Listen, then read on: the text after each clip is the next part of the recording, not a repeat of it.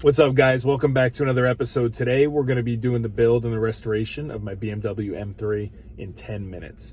So I crunched together and compressed all the video that I had of the car and put it in a little montage for you guys. Kind of speed things up, a little bit more engaging, but I really can't believe how much time this car took and effort and hard work, but I'm really glad that I was able to spend the time.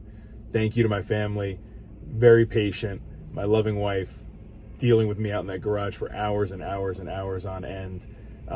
Even something like this that's not a full rebuild is a huge undertaking, but it's something that anybody can do. This is the first time that I was able to pull something like this off. But like I said, a lot of hard work, a lot of time spent. Wouldn't trade it for the world. The car is a blast. I hope you guys really enjoy this video.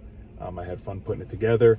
I had fun working on the car, and I have fun engaging with you guys and responding to your comments. And yeah, please give this video a thumbs up.